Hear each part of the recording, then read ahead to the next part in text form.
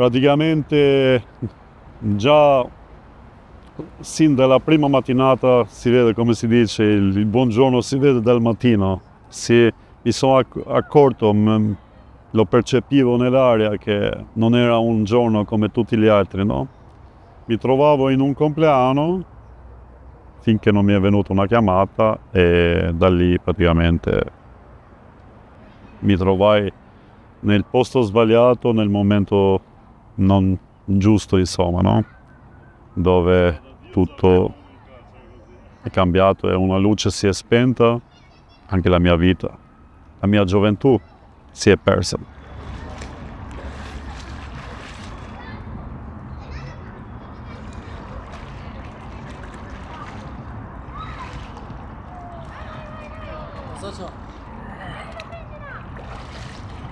Sono Erjugen Mehta, sono un ragazzo albanese e sono arrivato in Italia quando avevo 15 anni, nel 98, febbraio 98, e da quel giorno lì mi sono successe tante cose brutte e tante meraviglie, possiamo definire così.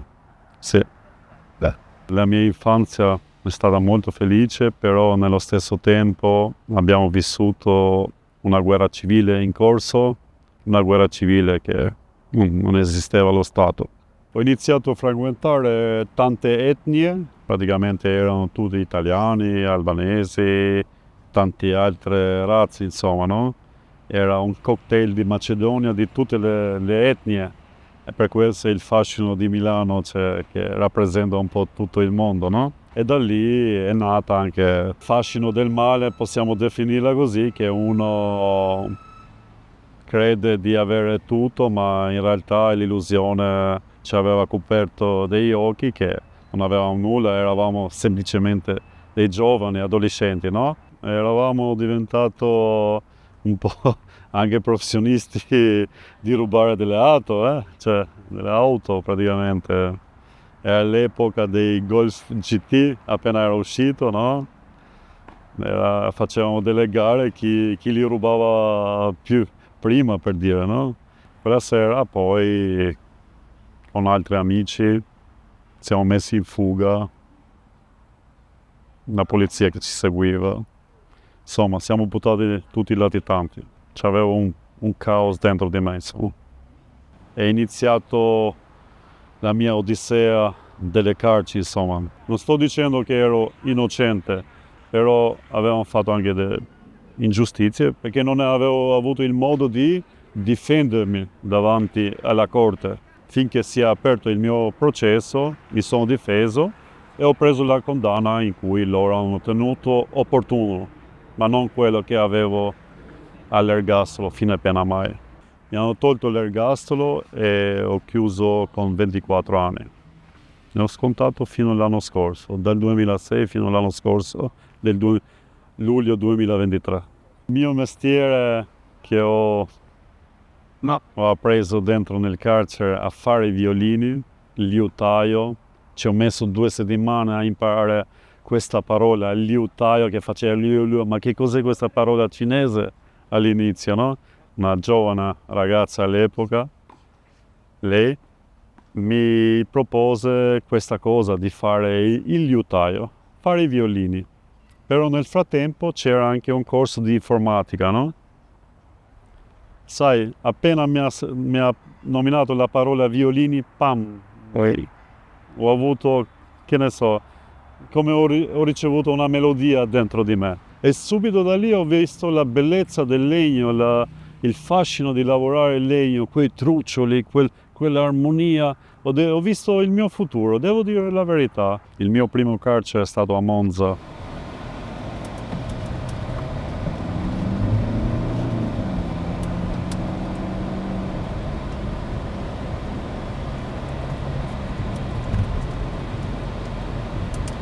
Stiamo andando nel carcere di Monza, nel laboratorio della liuteria dei violini, che sinceramente ogni volta sono un po' sempre agitato.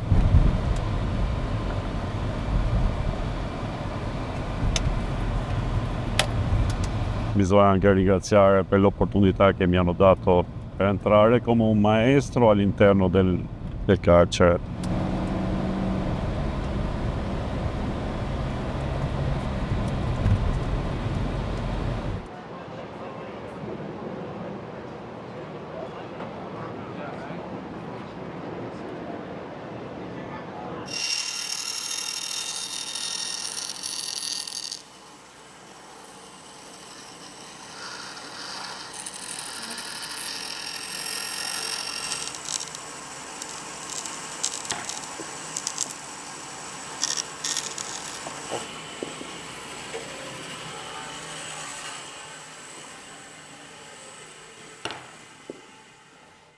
Gus sta perfezionando anche la mano in un prossimo passaggio del fondo del violino, in cui la parte inferiore praticamente come questa, la parte superiore della tavola. Questa è la parte inferiore. Invece questo è l'interno del violino che stiamo facendo il prossimo passaggio. Questa sta arrivando la parte superiore dove verranno messe anche le F, famose F, da dove nascono le melodie, le note musicali insomma.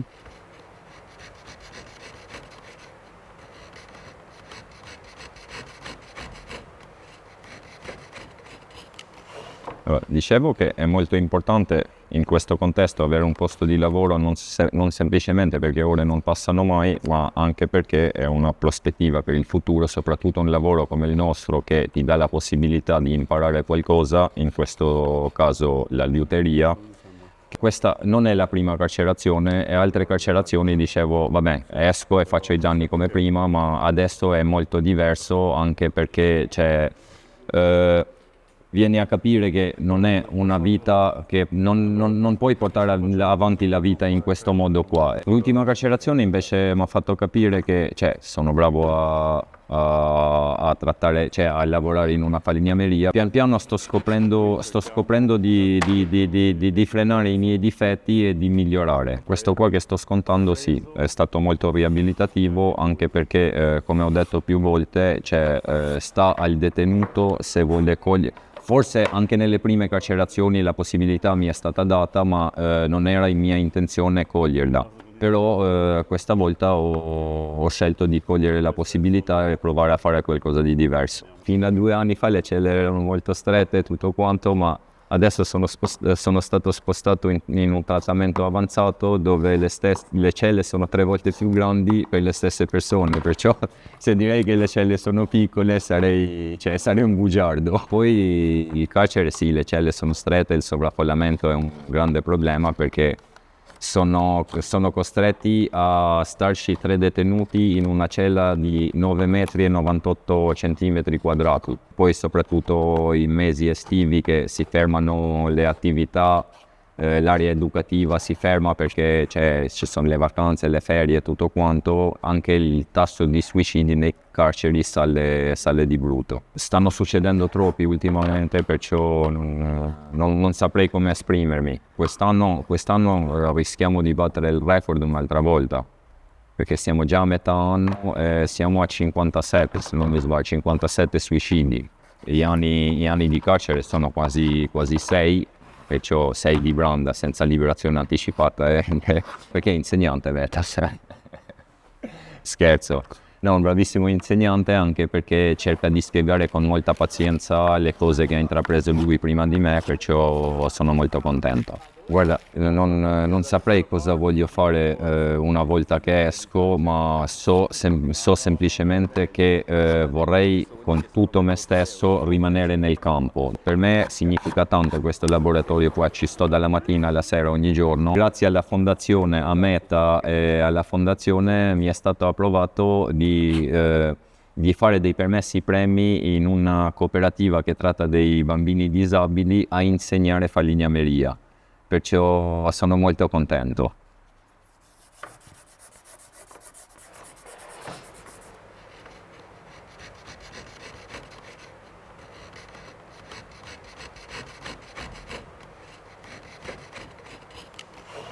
La musica mi ha regalato dei momenti magici, no?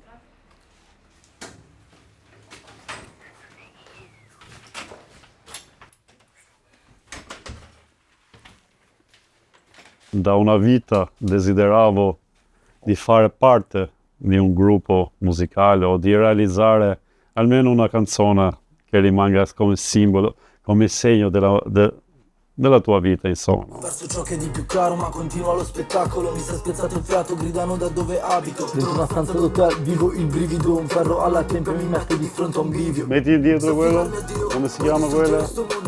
Vedi un po'. Questo progetto, diciamo, è nato nello specifico un paio d'anni fa, per quanto riguarda la mia passione con la musica.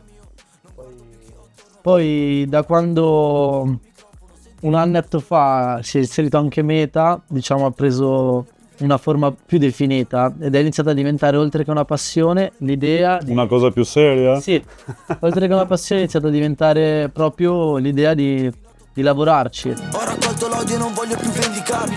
Tolto il freddo dai proiettili con le mie mani. Torto e ragione non vengono giù per giudicarti. Ti sei mai chiesto se fossi io nei suoi panni? Piano dopo piano salgo sul tetto fino a toccare il cielo, senza scordare il sapore del terreno. Benedetto dal dolore mi insegna la calma.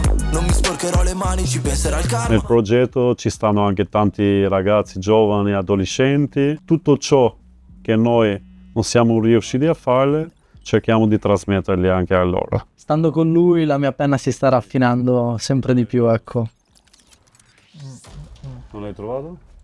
Questo è un altro pezzo in cui parla molto della vita di Samuel, di True Love, che in realtà rappresenta ogni frammento delle nostre vite, anche se lui l'ha messo tutto come in una forma di poesia, tutto dentro in una canzone. Due persone che prima il grilletto non dorme. Bene la notte, il cielo, il tetto, lacrime porta rancore. Per il rispetto si sentirà il dolore. Quale madre piangerà oggi? Vestiti sporchi, non mi piace cosa racconti. Cosa nascondi? Lavatrici non possono pulire i nostri cuori rotti dalle scaglie di ricordi. Dove ti trovi? Non ti ricordi il posto a tavola, la camera, i sogni miei nell'anima, una chiacchiera, non capirà chi non crede poi lo vedrà. Alza il cielo la bandiera con il nostro nome. Sul veliero verso il caldo, rotta l'equatore. Ti do la mano e tu la stringi. Senti le fitte perché fingi. Che non c'è male in questa vita. Per te lascio i pesi a me senza... Una volta seguivo le nuvole fino nel muro del recinto. Fino là li potevo seguire, ma invece adesso supero le nuvole, li sorpasso, anzi. Ho un biglietto solo andata, tu ci sei ovunque vada. Comunque vada sento Nino, sotto tiro, ho l'amico mio, grazie a Dio dirò solo verità, un fratello farà male, brucia come sale, son guarite le ferite a lungo andare. Pare, vuole far parlare di sé per alzare il prezzo della...